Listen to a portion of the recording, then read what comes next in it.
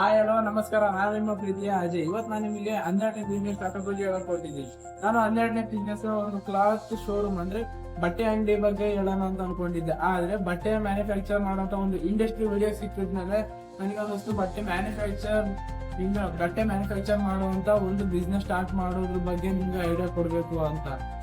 Maranatha ಏನೋ ಸ್ವಲ್ಪ Maranatha ಅನ್ನೋಂಗೆ ನಾನು ಬಿಸ್ನೆಸ್ ಸ್ಟಾರ್ಟ್ ಮಾಡಿದ್ರೆ ದೊಡ್ಡ ಬಿಸ್ನೆಸ್ನ ಸ್ಟಾರ್ಟ್ ಮಾಡ್ತೀನಿ ಅನ್ನೋಂಥ ಫ್ರೆಂಡ್ಸಿಗೆ ಈ ವಿಡಿಯೋನ ತಪ್ಪದೆ ಶೇರ್ ಮಾಡಿ. ಹಾಗೆ ಇದೇ ರೀತಿಯ ಬಿಸ್ನೆಸ್ ಕಂಟೆಂಟ್ ವಿಡಿಯೋಸಿಗಾಗಿ ಈಗಲೇ ಬಿಸ್ನೆಸ್ ಮ್ಯಾಟ್ರಿಕ್ ಚಾನಲ್ನ ಸಬ್ಸ್ಕ್ರೈಬ್ ಮಾಡಿ, ಫಾಲೋ ಮಾಡಿ, ಸಪೋರ್ಟ್ ಮಾಡಿ. Thank you. Let's begin this video. Hello everyone, I am Gauri. Let me introduce my friends Bharat, Anargya, Chandana and Akash. We are pursuing MBA in Puberty Engineering College of Davangere. Your wear is how you present yourself to the real world. Fashion is like eating. We should not stick to the same menu. In this video, you are going to learn about what is fashion industry and how it works.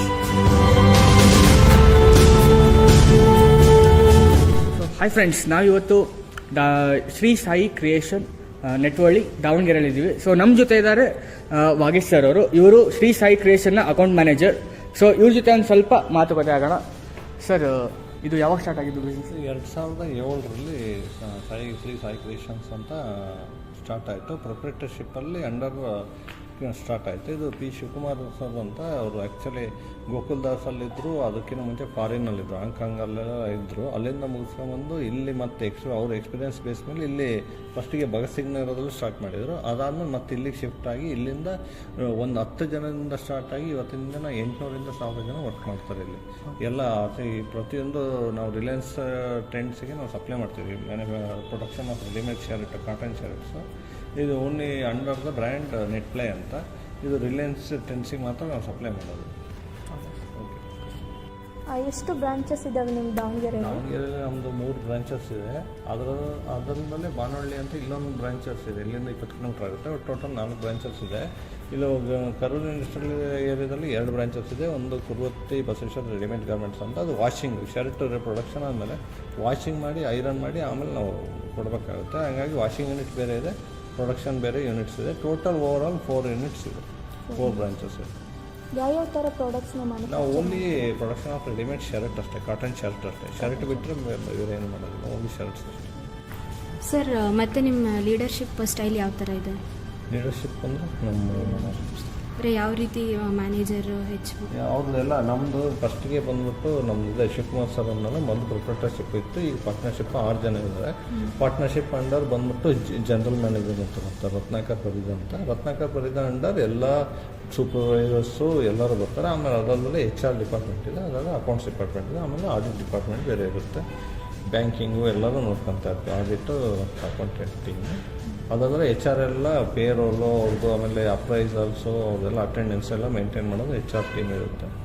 Recruit team ಬೇರೆ ಇರುತ್ತೆ ಅದರಲ್ಲಿ ಅವ್ರದ್ರಲ್ಲಿ. ಅದಾದಮೇಲೆ Shivakumar sir ಮಗ ಬೇರೆ Vikas sir ಅಂತ ಅವರು CFO type ಅವ್ರು ನೋಡ್ಕೊತಾರೆ. ಎಲ್ಲದು ಆನ್ಲೈನ್ ಪೇಮೆಂಟ್ಸಲ್ಲಿ ಅವ್ರು ನೋಡ್ಕೊತಾರೆ.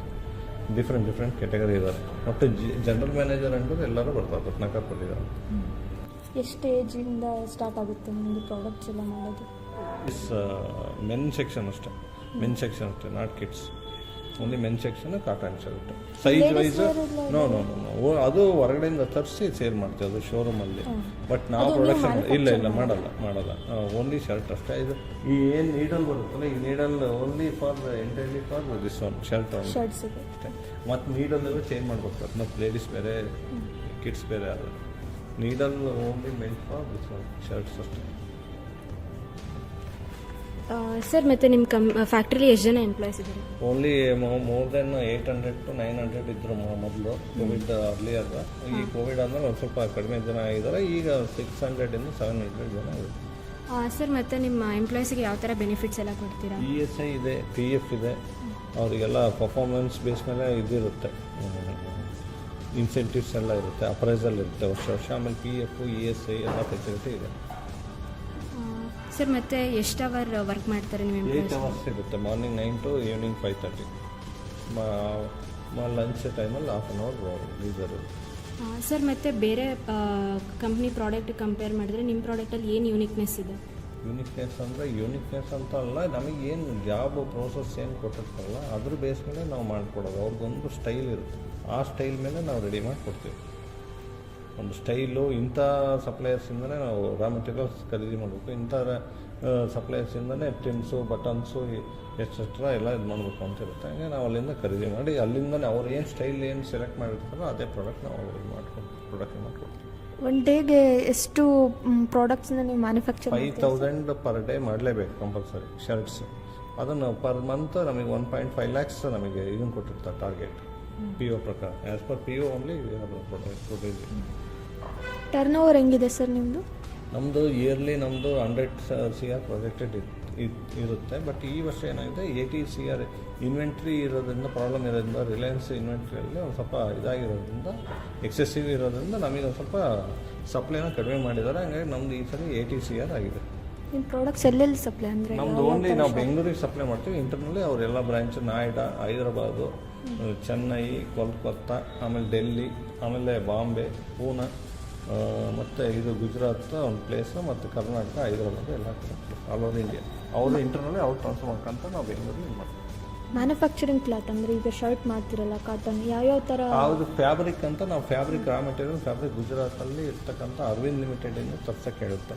ಮೇಜರ್ ಅರವಿಂದು ಇಲ್ಲಾಂದರೆ NSL ಟೆಕ್ಸ್ಟೈಲ್ಸು, ಅವರಿಂದ ನಾವು ಸಪ್ಲೈಸಿಂದ ನಾವು ತರಿಸ್ಕೊಂತೀವಿ. ಸರ್ ಫಸ್ಟು ಇದನ್ನ ಹೆಂಗೆ ಸ್ಟಾರ್ಟ್ ಆಗಿದ್ದು, ಏನಿದ್ರು ಅದೇ ಏನು? ಸಾಯಿ ಕ್ರಿಯೇಷನ್ ಅಂತ ಹಿಸ್ಟ್ರಿ ಪ್ರೊಫೈಲ್ ಶೇರ್ ಮಾಡ್ತೀನಿ ನಿಮಗೆ. ಬಟ್ ಅದ್ರ ಪ್ರಕಾರ ಅವ್ರು ಶಿವಕುಮಾರ್ ಸರ್ ಅಂತ 10 ಮಿಷನಿಂದ ಸ್ಟಾರ್ಟ್ ಮಾಡಿದ್ರು, ಒಂದು 10 ಜನ ಇಟ್ಕೊಂಡು. ಅವ್ರು ಹೇಳಿದ್ನಲ್ಲ, ಅವ್ರು ಮೊದಲು ಬೇರೆ ಕಂಪ್ನಿಯಲ್ಲಿ ಇದ್ದರು. ಅವರು ಎಲ್ಲ ವರ್ಕರ್ಸ್ ರಿಕ್ವೈರ್ಮೆಂಟು, ವರ್ಕರ್ಸಿಗೆ ಏನು ಮೇನ್ಲಿ ಈ ವುಮೆನ್ ಎಂಪ್ಲಾಯೀಸಿಗೆ ಒಂದು ಸ್ವಲ್ಪ ಅನುಕೂಲ ಆಗಲಿ ಅನ್ನೋ ಕಾರಣಕ್ಕೆ ಅವರು ಬಂದು ಫ್ಯಾಕ್ಟ್ರಿ ಓಪನ್ ಮಾಡಿದ್ರು. ಬೆಂಗಳೂರಿಂದ ಬಂದು ಅವ್ರು ಇಲ್ಲಿ ದಾವಣಗೆರೆಯಲ್ಲಿ ಅವ್ರ ರಿಲೇಟಿವ್ ಮನೇಲಿ ಇದ್ದು ನೋಡ್ಕೊಂಡು ಇಲ್ಲೆಲ್ಲ ರಿಕ್ವೈರ್ಮೆಂಟ್ ನೋಡ್ಕೊಂಡು ಆಮೇಲೆ ಇವರು ಒಂದು ಫ್ಯಾಕ್ಟ್ರಿ ಹಾಕಿದ್ರು. ಒಳ್ಳೆ ಚೆನ್ನಾಗಿ ಇಂಪ್ರೂವ್ ಆಗಿ ಇವತ್ತಿಂದ 1,000 ಜನ ವರ್ಕ್ ಮಾಡ್ತಾರೆ. ಈಗ ಹೊಸ್ದಾಗಿ ಬಿಸ್ನೆಸ್ ಸ್ಟಾರ್ಟ್ ಮಾಡ್ತಾರೆ ಅಂದರೆ ಯೂತ್ಸ್ ಆಗಿರ್ಬೋದು, ಇವಾಗ ಯಾರಾದರೂ ನಿಮ್ಗೆ ಏನು ನಿಮ್ಮದು ಸಲಹೆ ಸರ್?